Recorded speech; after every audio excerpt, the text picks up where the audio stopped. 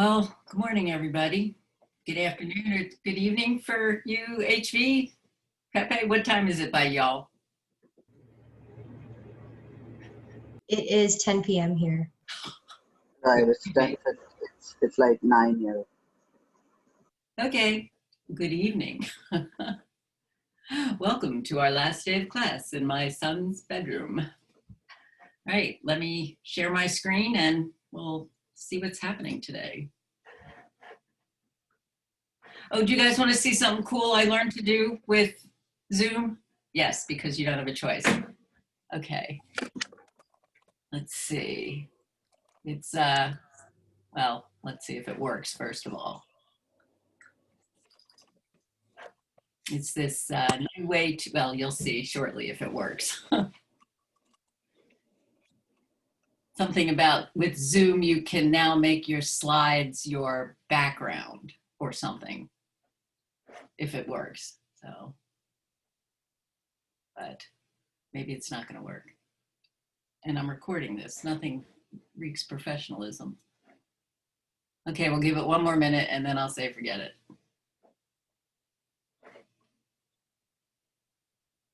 Oh, I wanted to show you. Oh, well. My screen is saying preparing slides. Can you see that? Do you see any of that? Or do you just see a blank screen? Oh, you do see it. I have not. Oh, yeah. It's not sharing. I hate that. All right. No good deed remains unpunished. Let me not share. What it's supposed to do is, if it's working, it makes your slides your background so that you can be in every slide. But I won't get to share it with you because it's not happening. Oh, well. I don't know what this means today. Oh, now it's preparing the slides. Maybe you will get to see it. Hold on. No, you won't. Let's go out and come in again.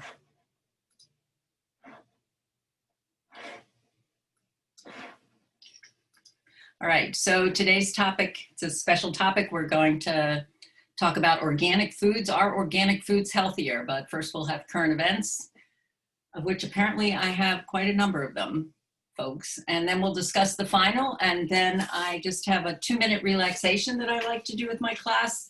Just as I haven't quite looked at it and figured out how to modify it for this environment, but I'm going to do it anyway if we have time. So this is what we're doing today. All right. Kyle, were you going to do 2 current events today? Yeah, I was. I actually prepared 2. They'll be quick, I promise. Oh, no. Okay. Well, Katie. Let me just pull mine up. Okay, let me stop sharing so you can do that. Oh, well, I'm just pulling up my notes. Oh, for you. Yeah, sorry. All right, well, that's okay.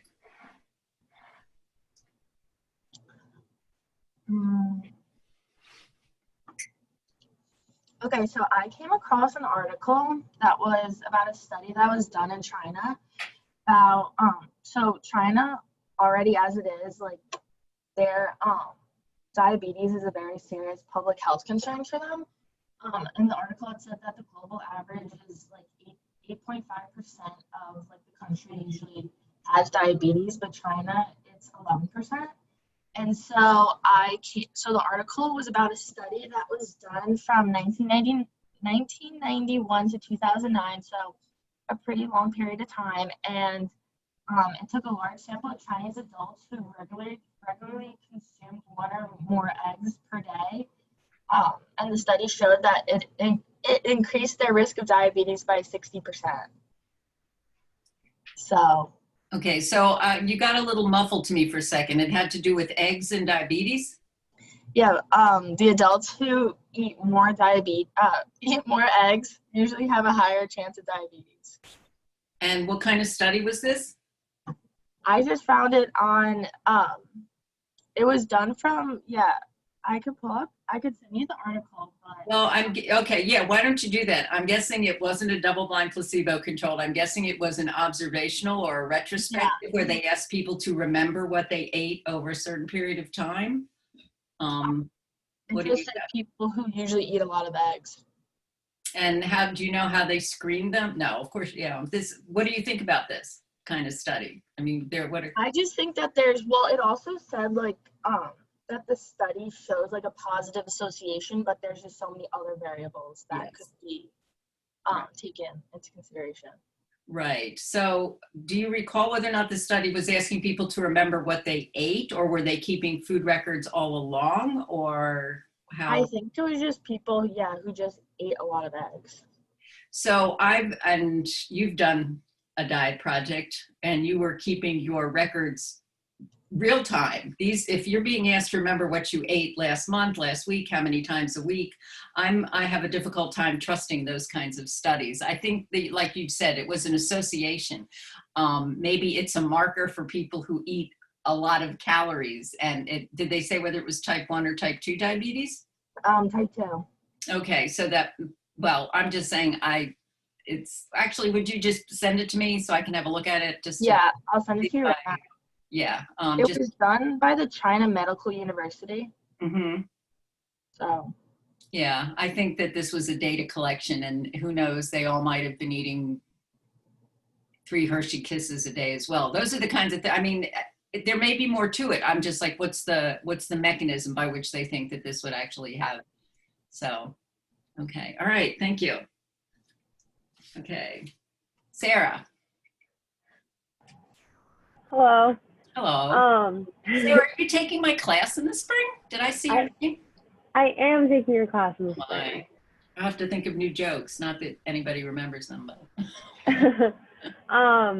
So I looked up, I drink kombucha, so I kind of looked up to see whether it's healthy.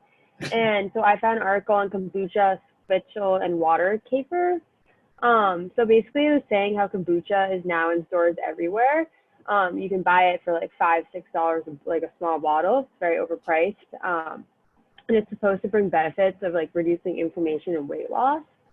So basically, if you don't know, kombucha is a fermented tea drink, and that it's been it's been drinking for like 2,000 years, but it's recently become popular. And it's like basically a tea fungus, and it has a bunch of culture and bacteria and yeast in it. But shockingly, like a lot of other popular items, there's not a lot of real evidence that suggests it actually has health benefits.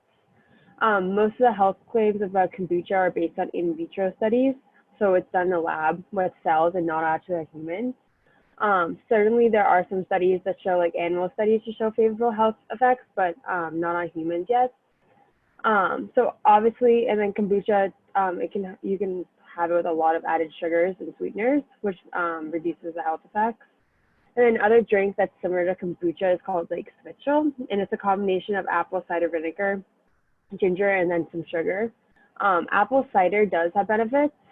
And then there's water kefir, which is kombucha, but except tea, it's water. So I thought this was interesting because I will go and buy kombucha thinking I'm really healthy, but I don't actually know how healthy it is. It's definitely healthier than instead of drinking soda, like Coke, but it might not bring as much benefits as people think. I go with the last. So let me just say, so apple cider, tell me. Oh, do tell about the health benefits of apple cider. Apple cider, I didn't look into that too much, but it's supposed to like help with weight loss. I think it's supposed to help your metabolism. And what do you think? Remember, those claims. I don't know. So I know a lot of people used to do like apple cider shots in the morning, like apple cider vinegar shots in the morning. Right. And they're holier than thou. No, it has nothing to do with weight loss. There are no health benefits. It's a good salad dressing. And the amounts, if it had any benefit, the amounts that you would have to consume have not yet been determined. Just like people who drink kombucha, what they're doing when they do population studies is folks who drink kombucha, first of all, are able to afford it. So that already kind of biases them into a demographic that may already be healthier. Mm-hmm. So we can't look at the drink itself as making you healthy, but it may be associated with groups of people who are able to afford to take the time to take care of themselves. And that kind of takes it out of the realm of being a superfood, seeing as there's no such thing as superfood. But if you like kombucha, by all means, drink it. But don't drink it because you think that it makes you healthy. You should be healthy for other reasons besides kombucha. Okay, so thank you. I'm glad you brought that up. Okay, Kevin, what do you have?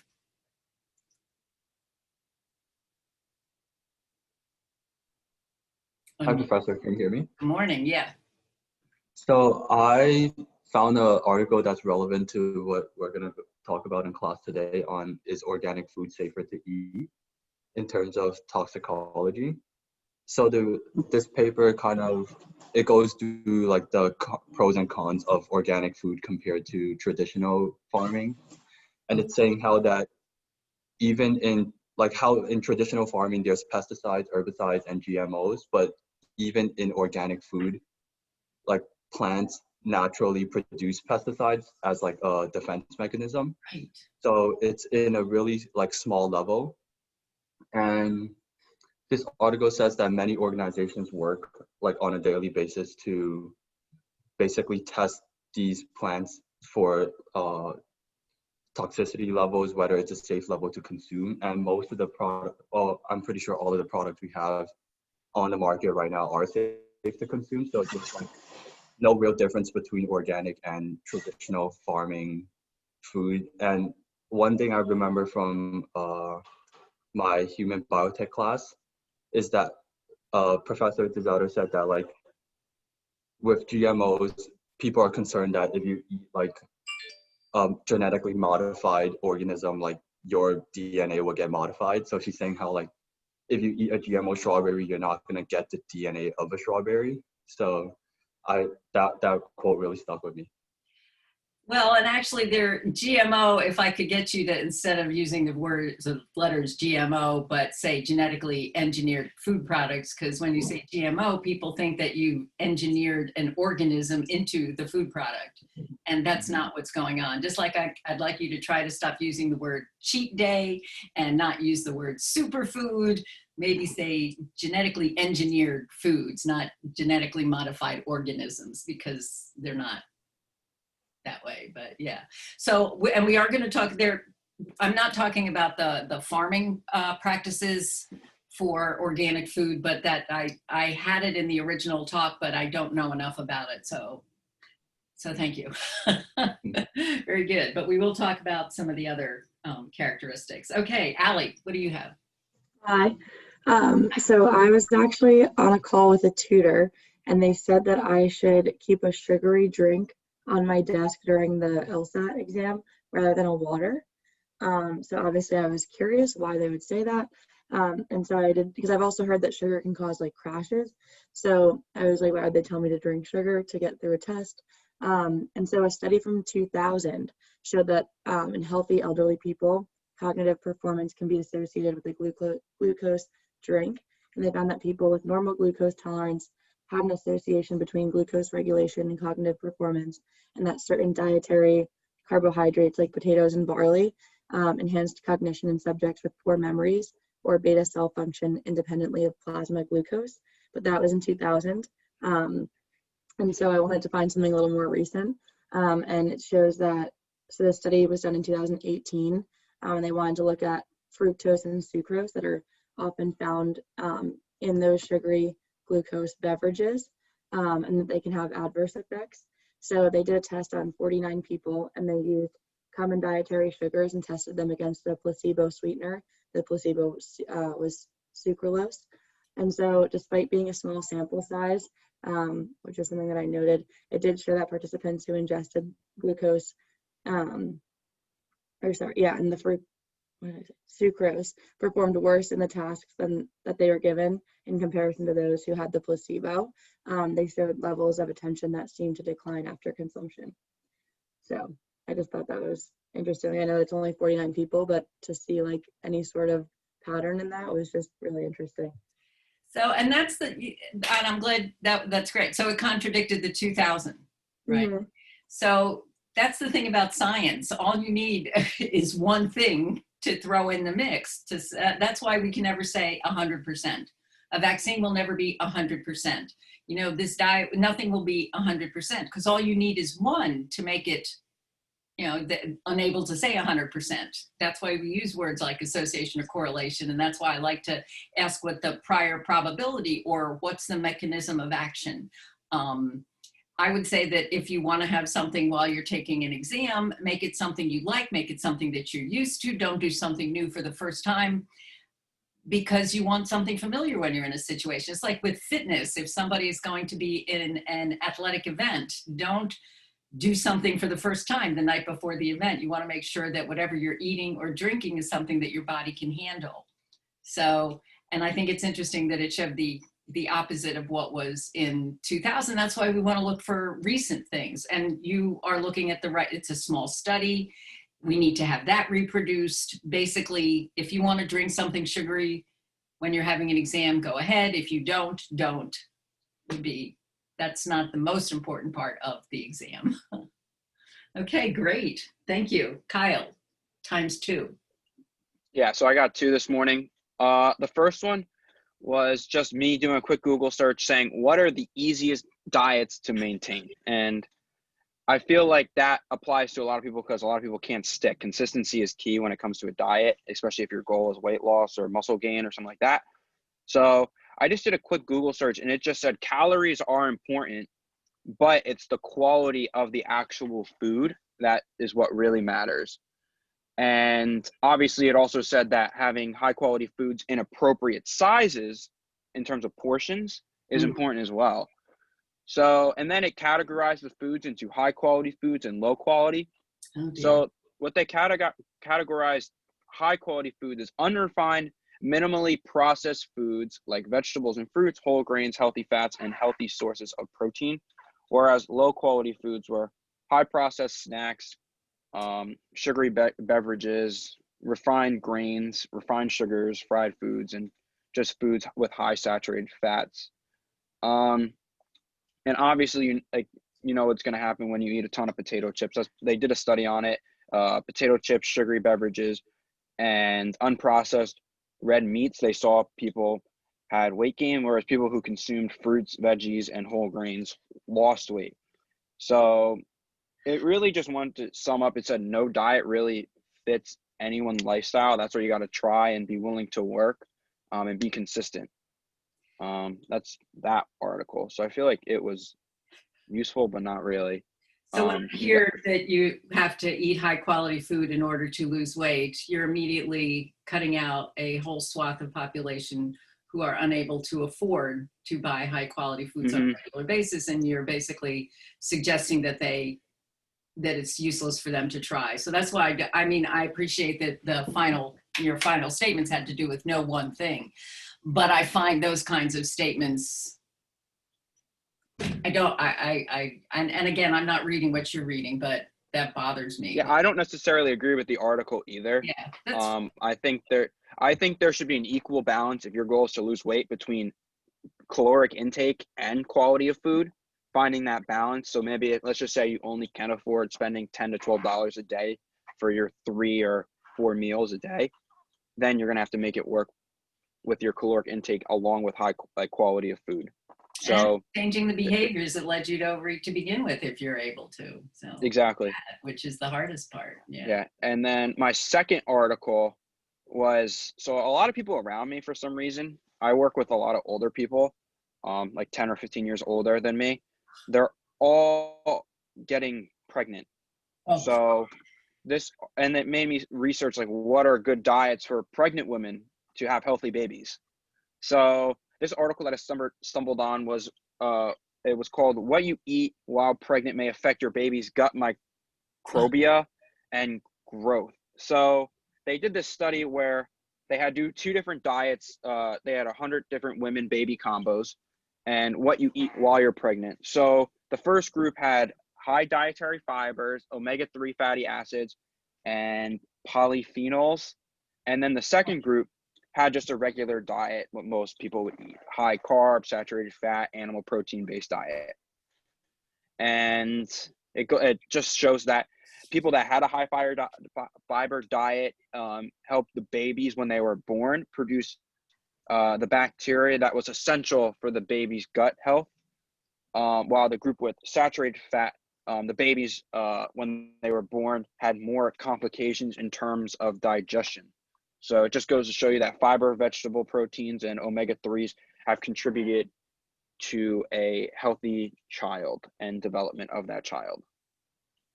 There's research going on right now about the whole issue of the mother's microbiome and the infant. There have been studies that did not go anywhere, where for the premise being that C-section babies were not exposed to the vaginal bacteria, and that would have a lifetime effect, but none of those have been proven. But certainly, whether or not it's the microbiome, the maternal diet does have an effect.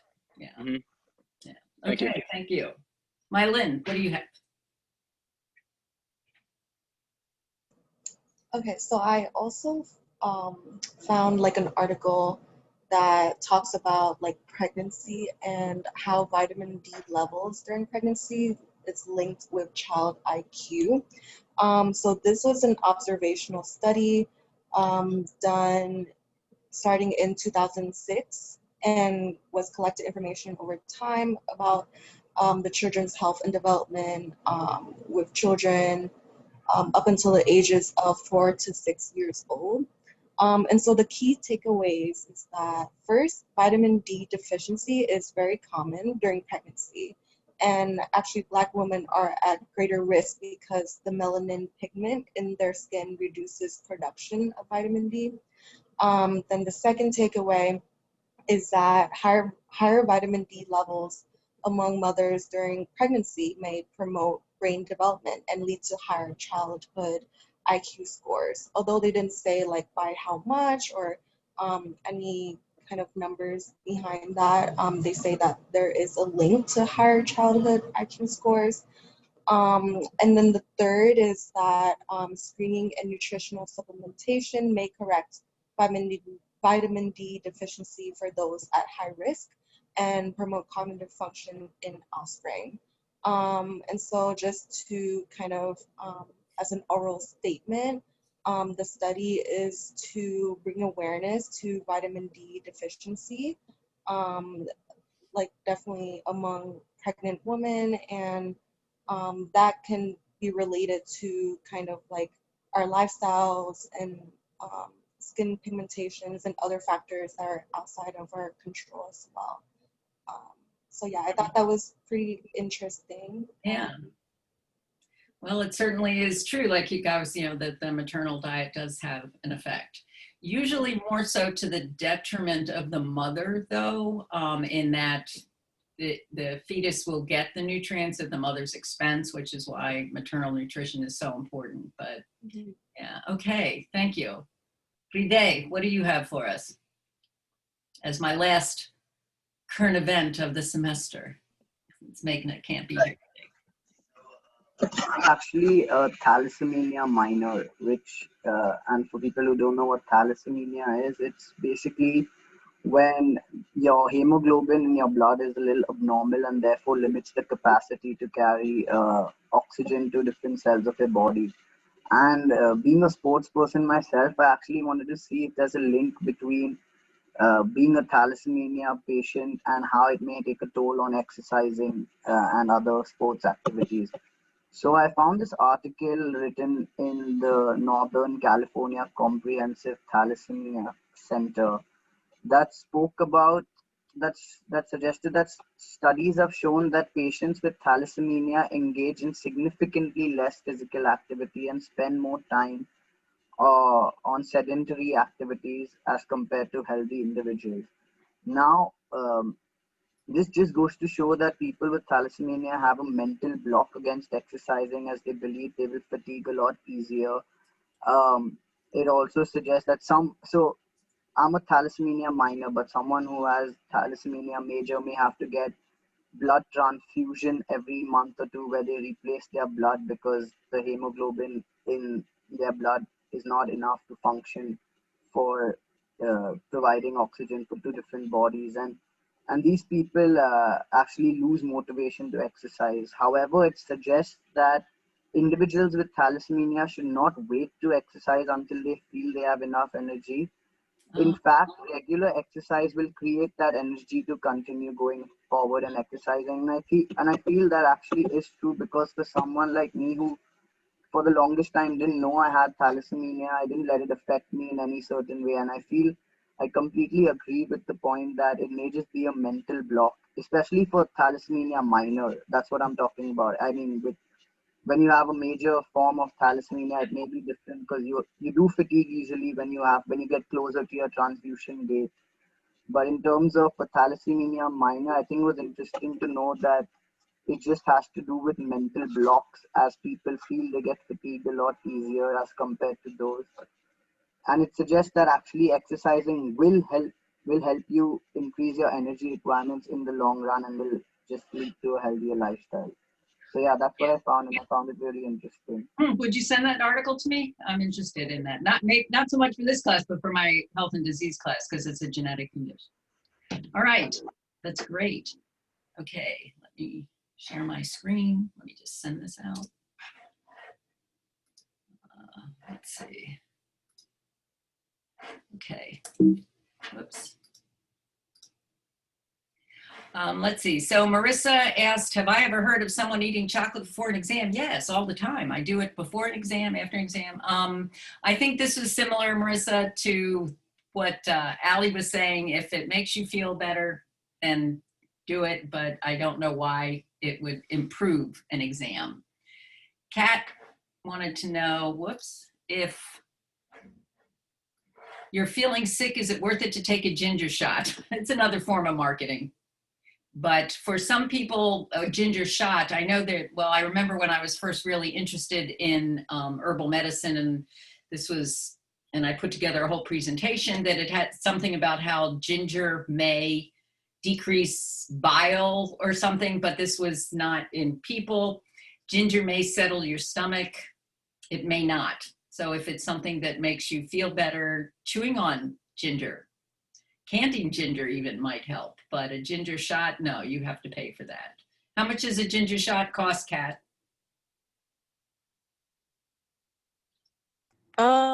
Probably like $7. Yeah, so that makes me feel sick. So, Yeah.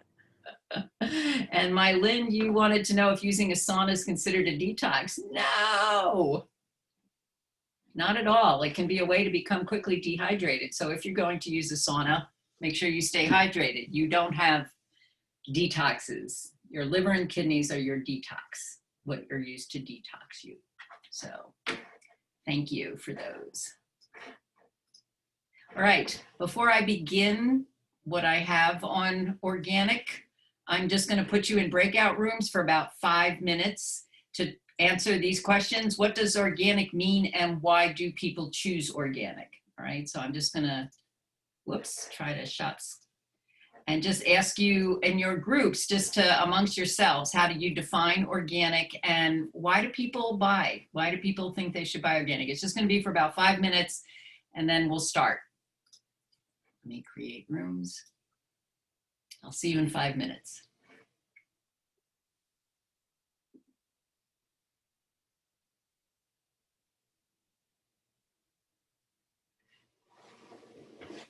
Get a cup of coffee.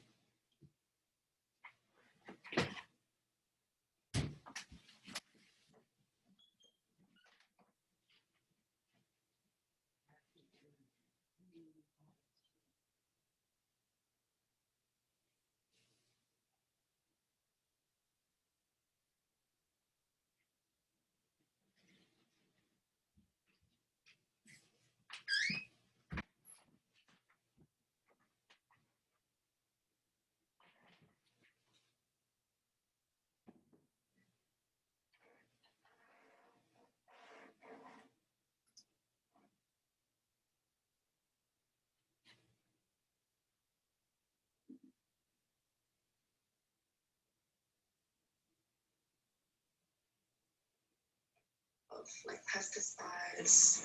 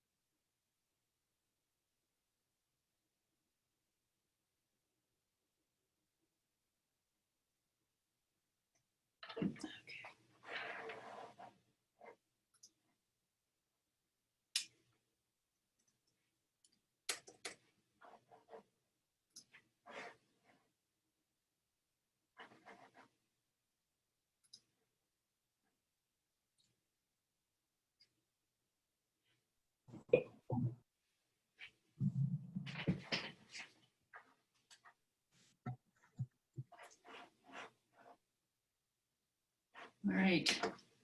So just real briefly, a couple of you tell me what organic means. What did you think, or what did you decide organic meant?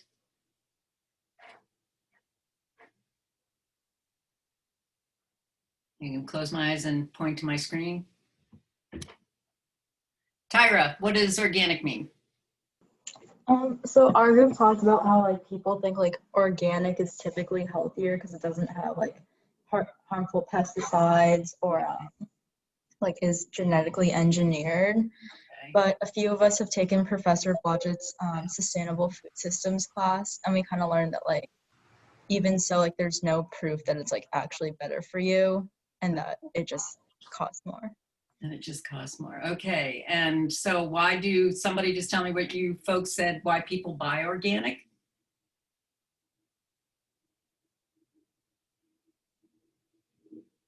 We talked about some of the Gotcha. myths. Oh, what? Sorry, I was started going. I said we talked about a few things that like we have also like learned that some of these aren't true, but people often like associate freshness or like local farming with the word organic. So thinking that it's like rather than thinking of it coming from like a truck being shipped from somewhere, it's like, oh, it's local, it's organic, it's fresh, or like other environmental benefits that they think are contributed to it. Okay, Sasha, what did you want to say? Like I've always purchased organic in the past because my mom always thought it was better. Like my parents always made me buy organic because they thought that it was less processed and like better for the earth and kind of supported local farmers who didn't use like, I guess like the big farming. Mm-hmm. They like local and things like that, like smaller farms. Okay, so I'm going to address, there are three reasons that I think people choose organic from what I was looking at. I'm going to address two of them because I don't know, I haven't taken Professor Blodgett's course, so I don't know about those things, but there's a difference between buying locally and buying organic. And when I included that in my talk, I suggested if you can afford it, and that's a big point, if you can buy locally, then you can talk to the person who's selling it and find out what they're doing. And we have a local market here, it just closed at the beginning of October, and there were people there who were not certified organic because they couldn't afford it. And it didn't mean their food was any worse or any better. It just meant that they didn't qualify to be certified organic. And that's what I'm going to talk about. So let me get started. Let's see. All right, so one question is, what does organic mean? And the USDA states that the goal of organic foods and organic farming is to, quote, integrate cultural, biological, and mechanical practices that foster the cycling of resources, promote ecological balance, and conserve biodiversity, unquote. Let me just say that there are a lot of non-organic farmers who are also working to promote this. In order to have the certified organic label, though, their ingredients cannot contain or be produced with chemical additives, synthetic pesticides, or genetically engineered substances. Notice I'm trying not to say, I don't say genetically modified organisms, genetically engineered substances, although some of these criteria have come under questioning. So in order to have the label certified USDA organic, it has to follow all of those criteria in order to say it's 100% organic. It can be called organic if 95% or more of the ingredients follow those guidelines. It can say it's made with organic ingredients if at least 70% of the ingredients follow those guidelines. And if it can say less than 70% organic if it says that, you know, they're in the list, in the ingredient list. So there are different criteria for using the word organic in your labeling. So why do people buy organic? Well, one, for what it does not contain, that being food pesticides, they think it doesn't contain any pesticides. And two, because they think for what it does contain, because folks think that organic foods contain more nutrients. The third, which I'm not covering, has to do with the farming methods. So is organic pesticide free?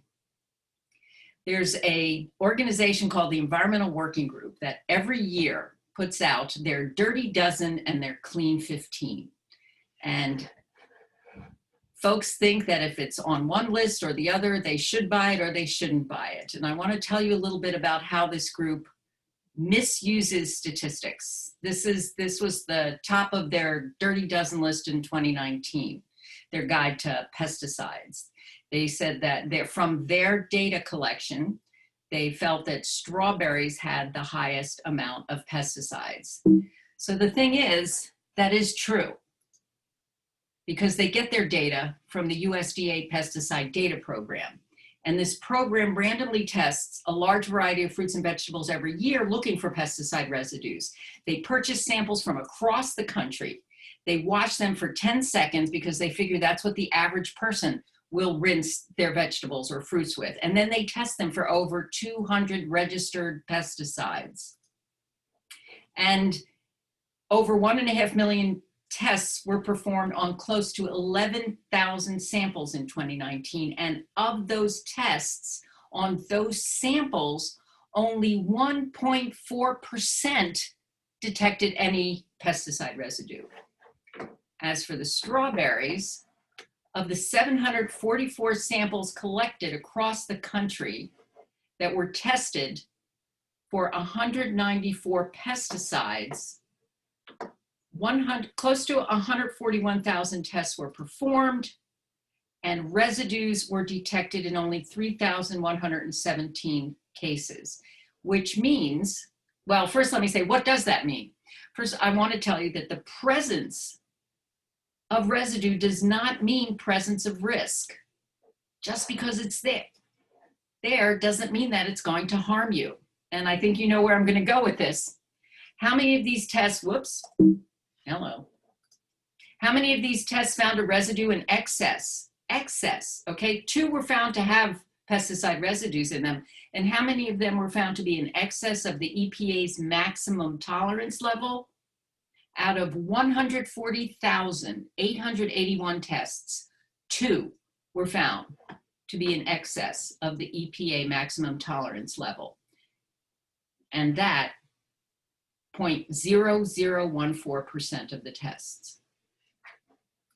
The thing is, well, let me just tell you something about the testing that was done. Because people eat more conventional food than organic food, the synthetic pesticides are tested and monitored more often. There's not a lot of data on organic pesticides, and I'll get to that in a minute.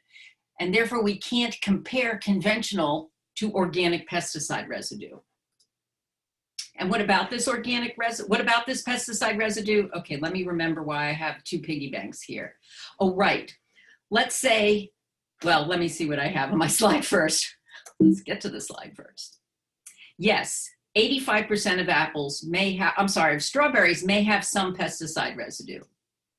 But it's not the frequency of the pesticide residue that's important.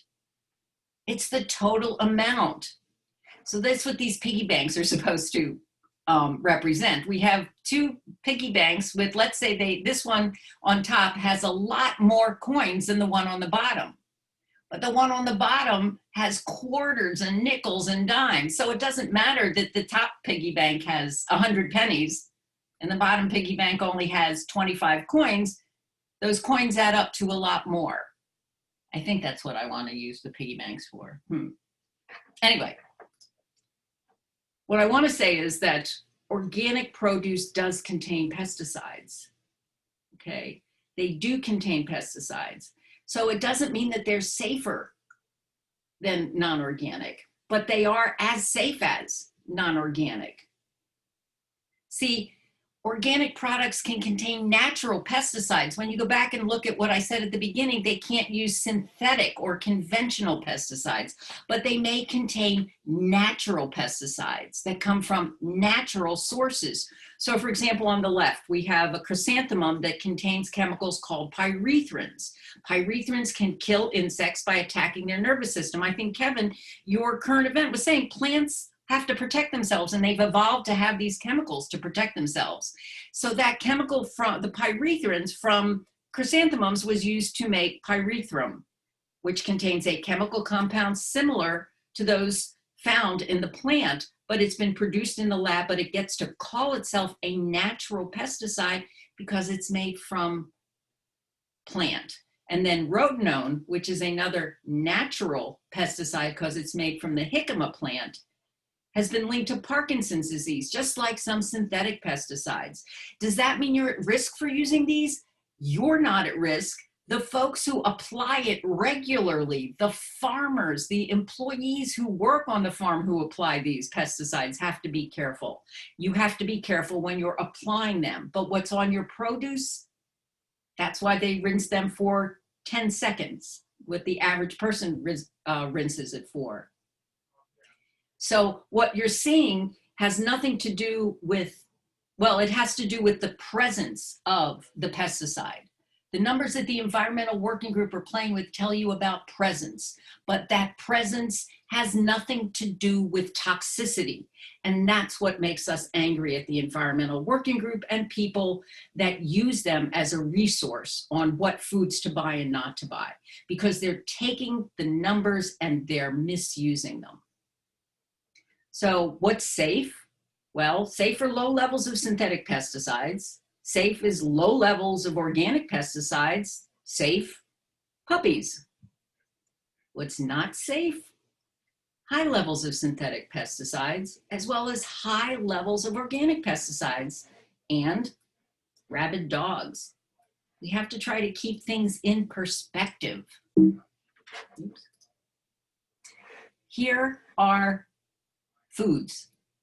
And we have apples, pears, potatoes, and zucchini. And look at those chemicals that are listed underneath them. Amygdalin, formaldehyde, solanine. I'm not sure how to pronounce the other one. All these foods have chemicals that are toxic to human. They're toxic because they want to protect themselves from being destroyed by pests. Humans may be pests, but these can be toxic to humans, but they're usually present in such small amounts, they're far below the harmful dose that can make humans sick. Just because a chemical is present doesn't mean that it's harmful in the amount in which it's present. Can anybody guess what I'm going to say next? I just need to hear you say it. I can't see you. It's the dose that makes the poison.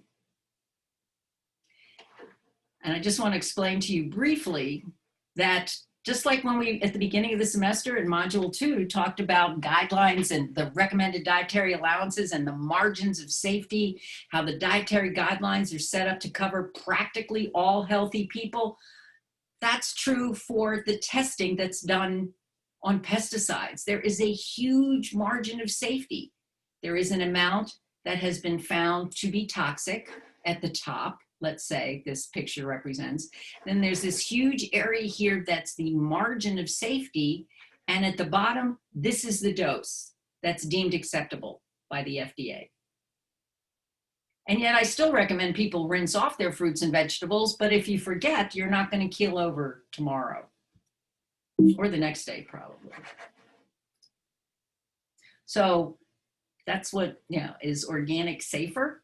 Is organic more nutritious? That's usually another reason why folks pick organic, because they've been told it is more nutrient dense, that it has more nutritional value. So let's look at that claim. These were headlines in the press. Organic foods are more nutritious according to a review of 343 studies.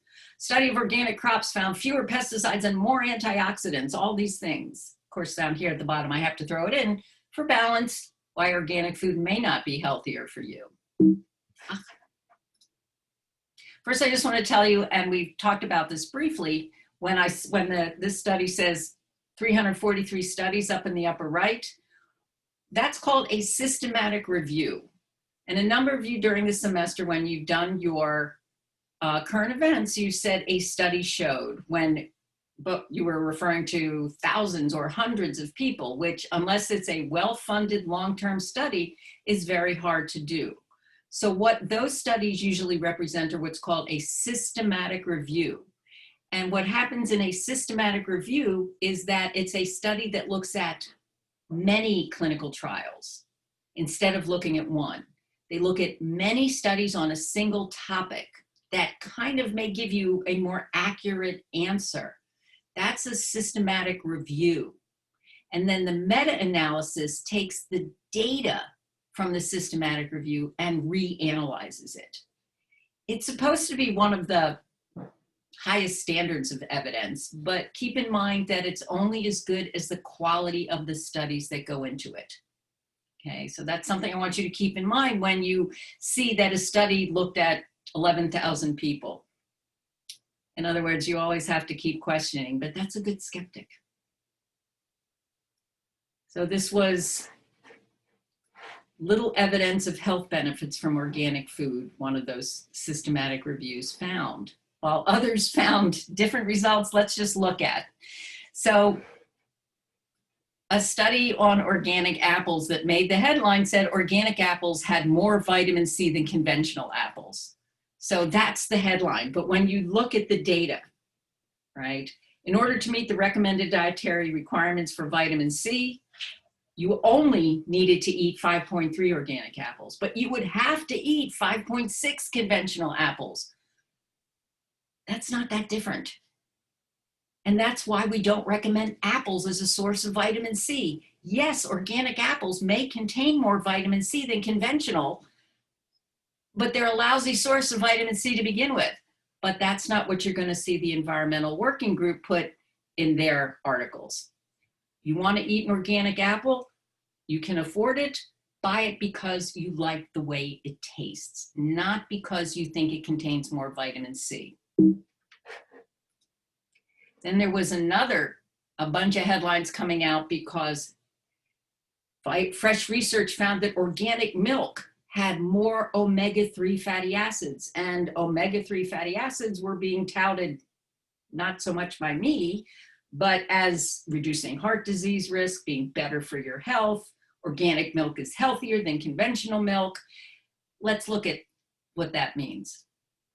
So if we look at organic and conventional milk, regardless of where it's coming from, you would need to consume 11 quarts of full fat milk, organic or conventional, in order to get the same amount of omega-3 fatty acids found in salmon.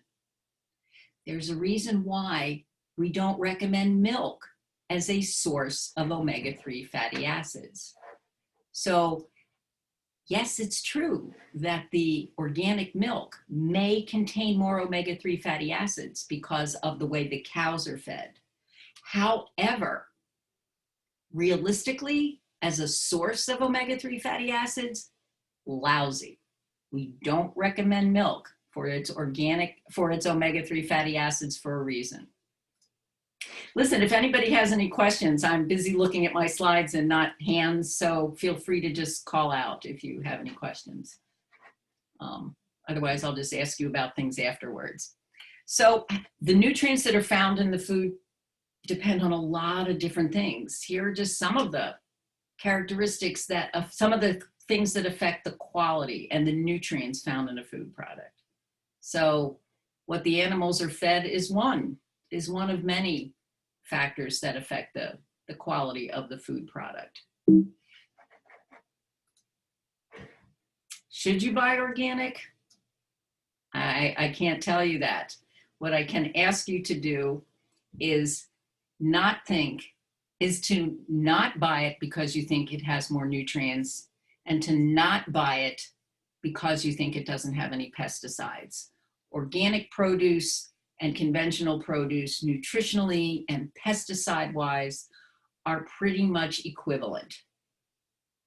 So that's how I would, you buy it because you like the way it tastes, not because you think that it is cleaner or it is more nutrient dense. What questions can you ask me about organic or conventional produce?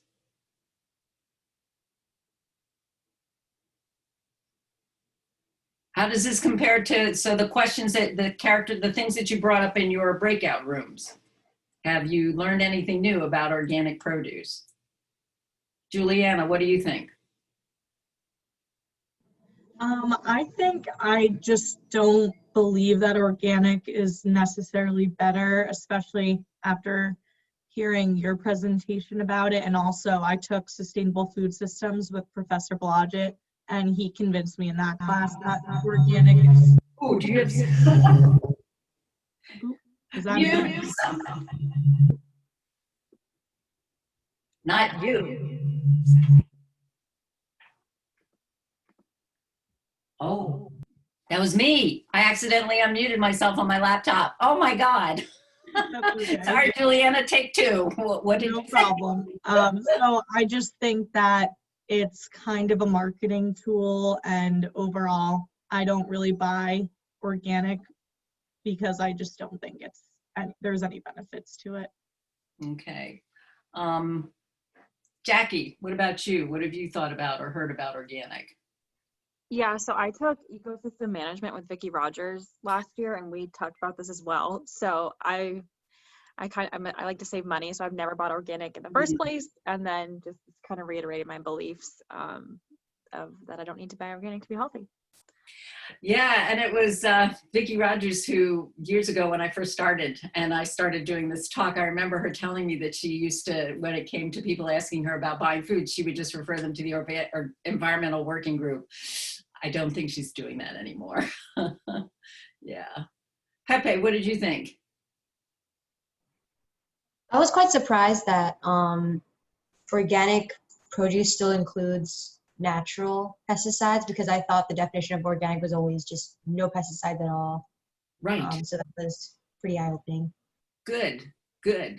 But keep in mind, they're both safe. It doesn't, that's the point I just want to make sure you understand. They're both safe, whether it's organic pesticides or conventional pesticides. People don't want to, the growers don't want to make you sick.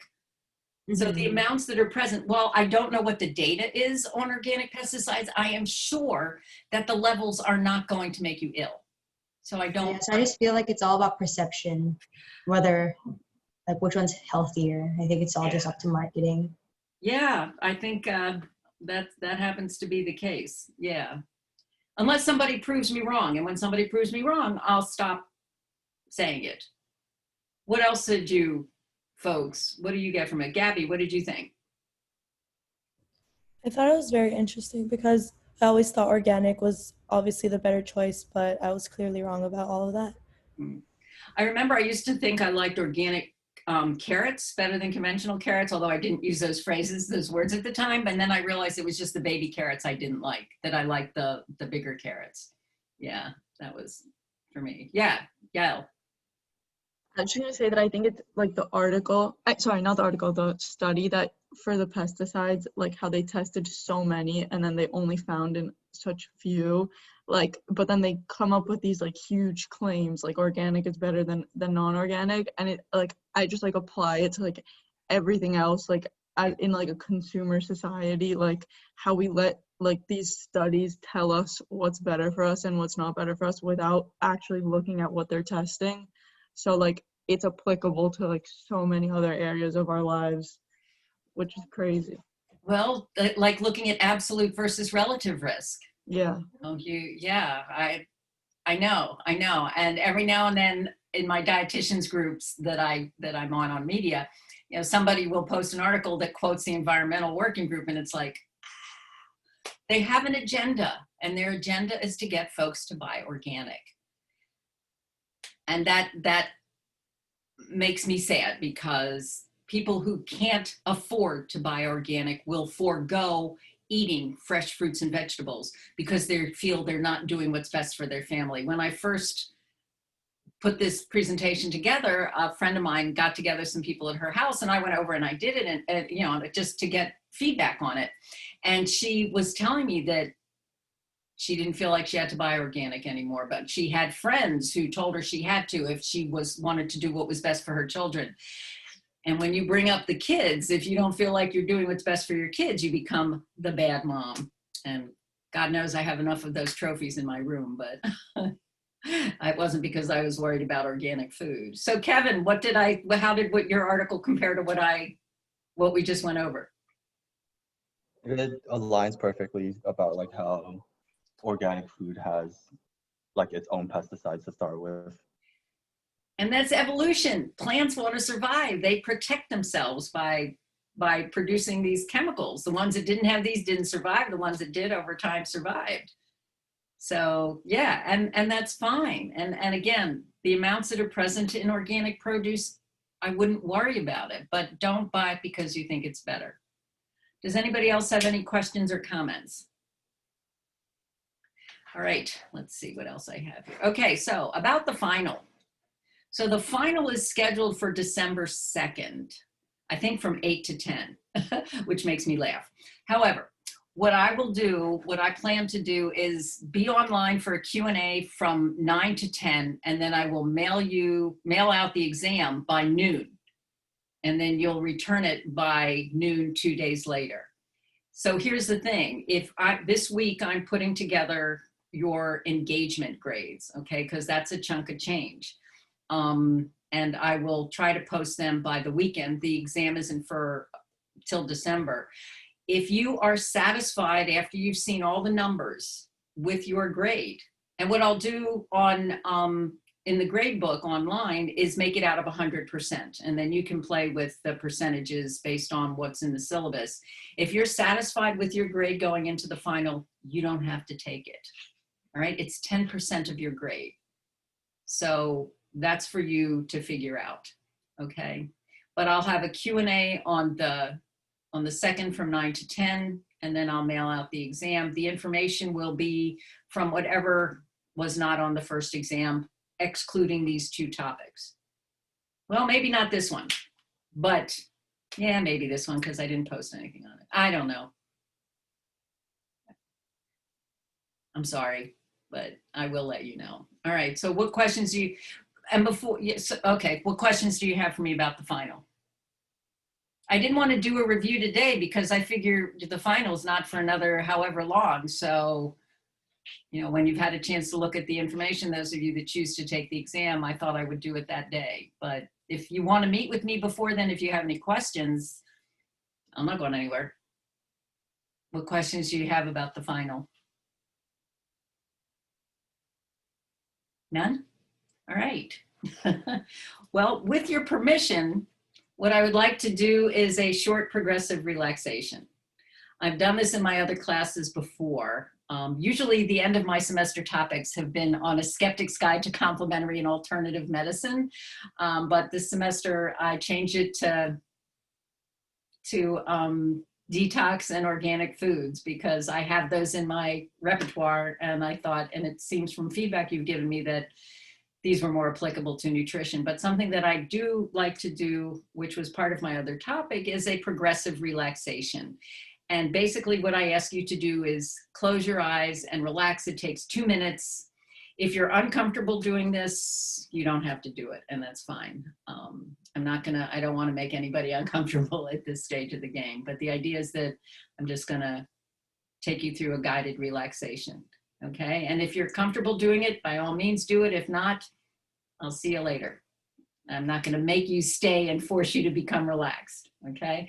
Does anybody have any comments before I do this? Any questions? All right, I have it on my other laptop here, so I'm just gonna read from it. Okay, so what I would like you to do is please relax for the next few minutes. Loosen any restrictive clothing and allow your body to sit in a comfortable position. As we begin, I would like you to focus your eyes up high somewhere in the room where you're sitting. And now I want you to inhale completely and then allow your eyes to close as you exhale completely. You may allow your eyes to remain closed as you again breathe in deeply and exhale completely. Feel yourself relaxing more and more as you inhale. Let go of tension and stress as you exhale. As you continue to listen to the sound of my voice, all the muscles in your body loosen up and relax completely. The muscles in your forehead relax. Your eyes rest in their sockets. Your cheek muscles relax. Your tongue rests on the floor of your mouth, feeling heavier and heavier. Your neck muscles relax. Your shoulders rest away from your ears. As you continue to listen to the sound of my voice, all the muscles in your body loosen up and relax completely. Your chest muscles relax. Your stomach muscles relax. Your hips, knees, shins, toes, all the muscles in your body loosen up and relax completely. And in this relaxed state, you may say to yourself, in the days ahead, I know what I must do to take care of myself, to conserve my energy, and to keep my mind clear.